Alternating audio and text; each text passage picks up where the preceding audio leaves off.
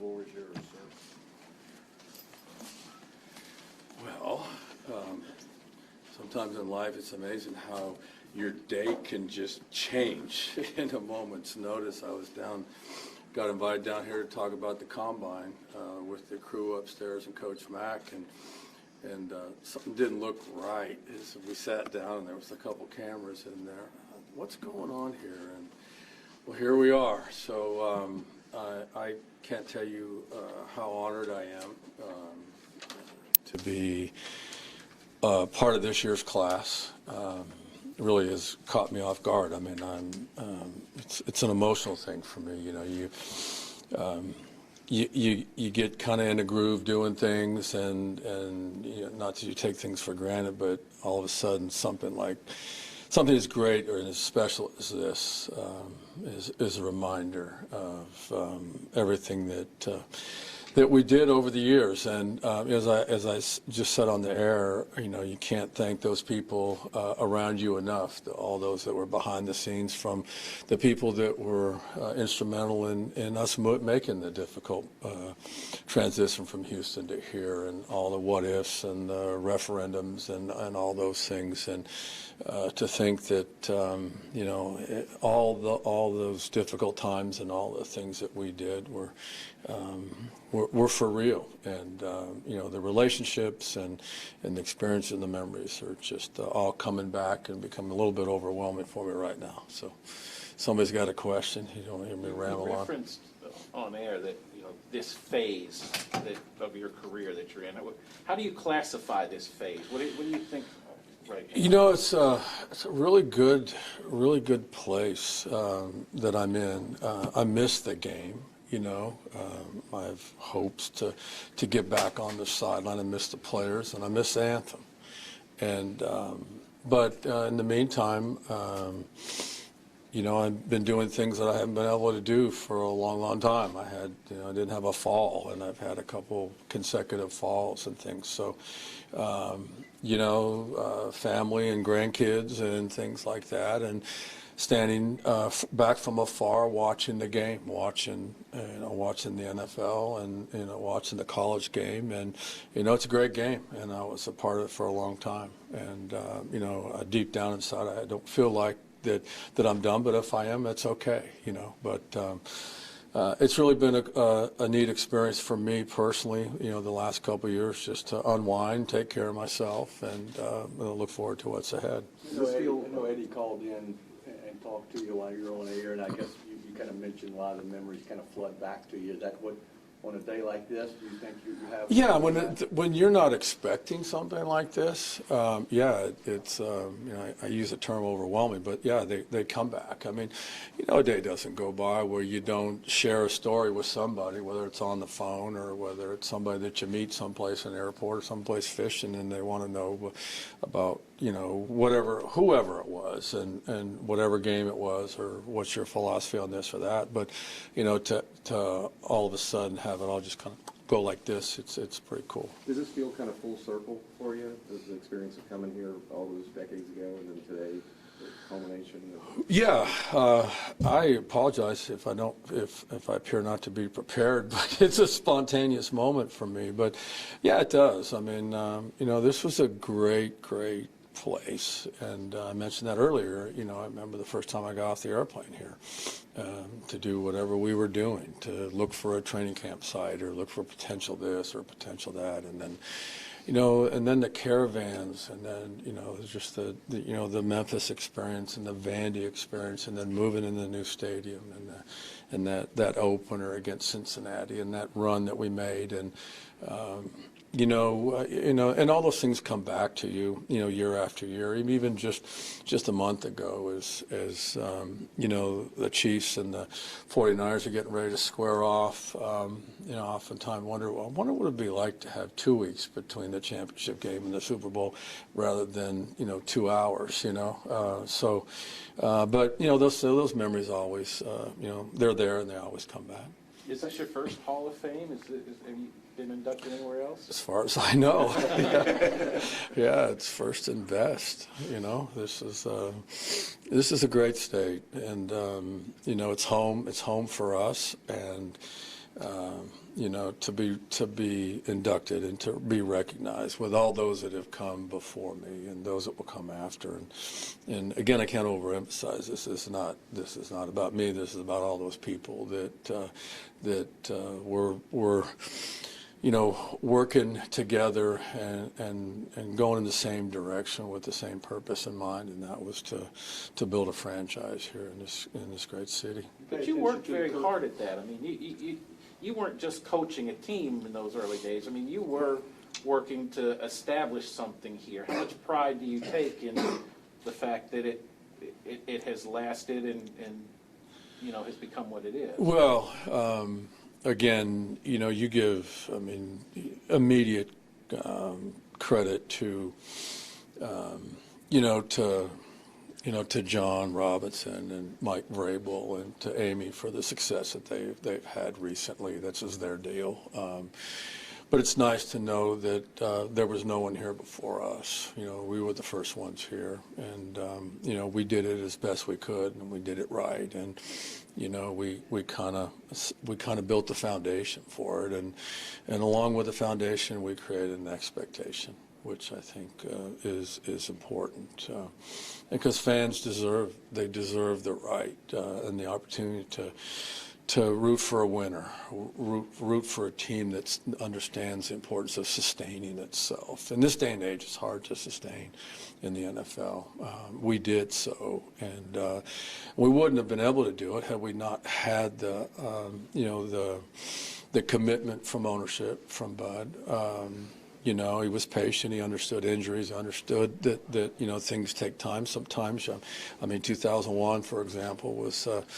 In this day and age, we got somebody fired, but because we lost. We lost because our quarterback got hurt. We had injuries, but they hung in there knowing that we had a plan. And I just hope that maybe someday that becomes a model for a lot of those in the National Football League. How much you pay attention? You mentioned John and Mike and Amy. How much you paying attention to what's going on now and the run maybe the team just had? Well, I've followed it. I was honored. This is a little bit better than than what I got to experience back in September. But nonetheless, I was still honored to come back and be a part of them retiring Eddie and Steve's jerseys, and to see all those guys, your guys, your family of players that were excited about coming back. So I followed what they've done, and my only concern this year was their kicking situation wasn't sorted out. But no, I was really impressed with that's kind of my kind of football. You all know what I'm about, and that's what they did, and that's why they won, and that's why they went on the road and went to Baltimore, and no one gave them a chance. So I'm a big fan of what they're doing. I know fans. You mentioned Baltimore.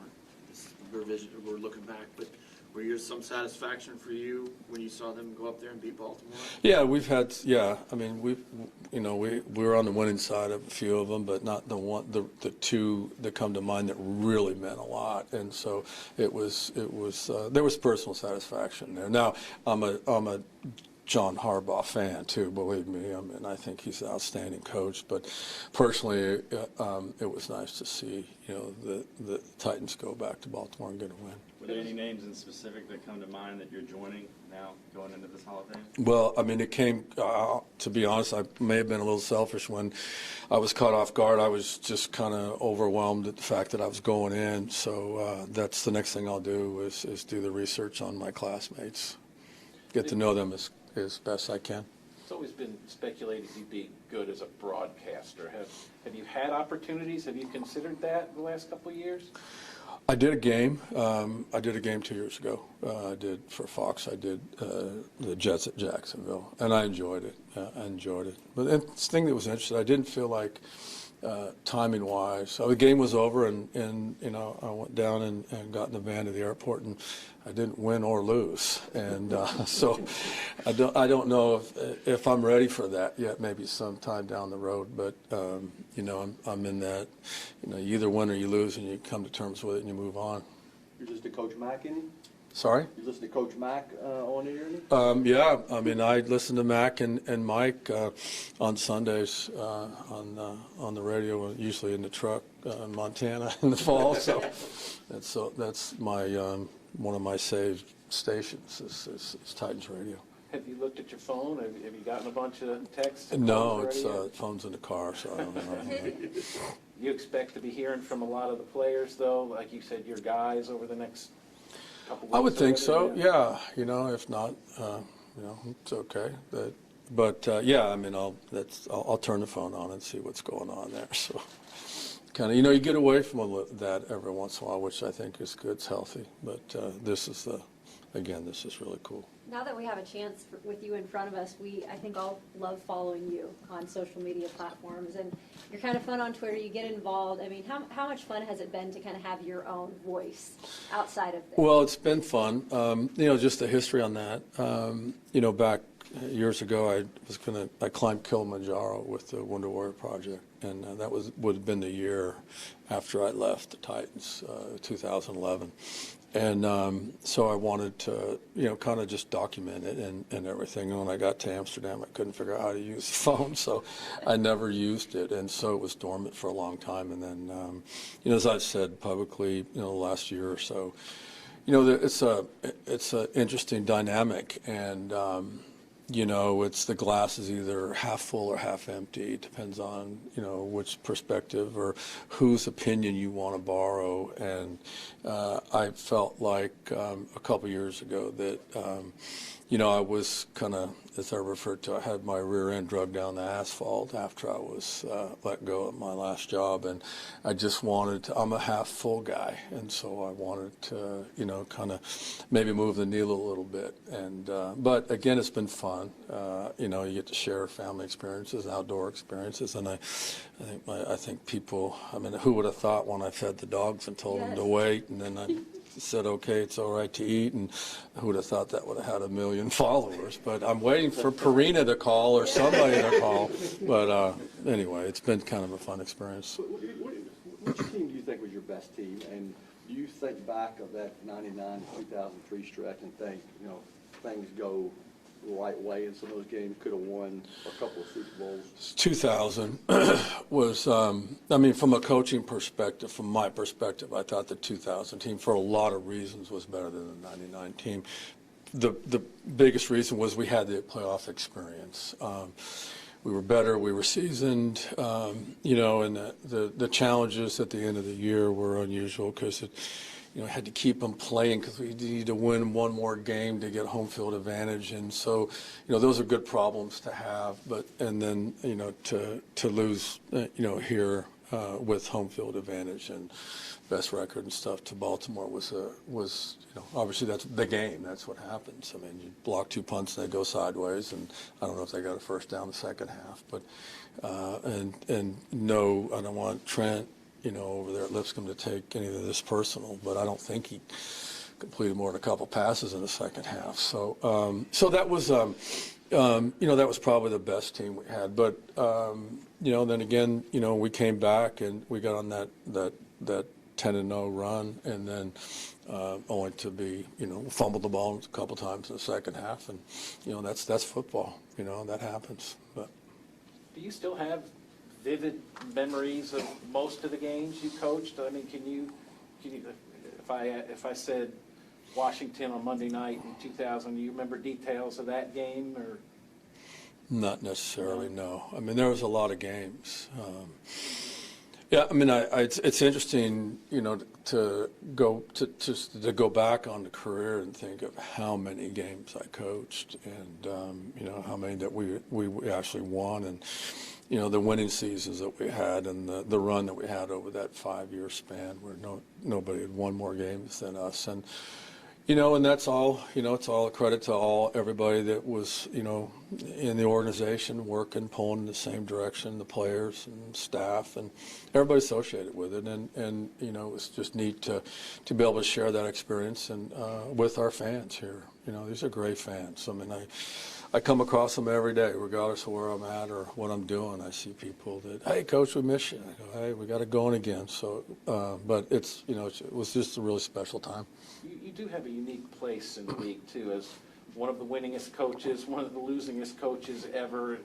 I mean, how much pride do you take in your longevity, and what do you think was the key to that? Well, I mean, if you coach 20 years in the league and you go 10-6 every year, you're the losingest coach in the National Football League. So, I mean, that's half full or half empty type thing. So, but I do. I mean, it was an opportunity that doesn't come around very often. And again, I have to thank Bud and his family for believing in us, even through the changes, the tough times and the injuries and things like that. They hung in there with us, and we laid a foundation, and it takes time to lay a foundation. You never got tired along the way? Like did you ever get a point where you kind of go year to year thinking, am I going to do this again, or did you just kind of keep moving forward? No, I mean, not during the run, but at that point in which, unfortunately, I made the decision that it was time, to move on for reasons I won't go into now. But that was a difficult time. But when I did, I had every intention of getting back. So, there's been times here over the years where I've reached out or had, other peers in the profession reach out to me about advice, and about advice as specific as, would you take some time off? And I said, well, time off did me well. I needed that time off after so long. But and it's grueling, but there's different perspectives and different approaches. I mean, I was never one of those guys that encouraged or that would discourage if you took it home. Don't take the work home with you. There are other things that are more important, but when you're here, let's get our job done. So that was kind of our philosophy. But after time, yeah, I needed some time. How many days out of 365 you're wearing flip-flops? How many days you're wearing boots?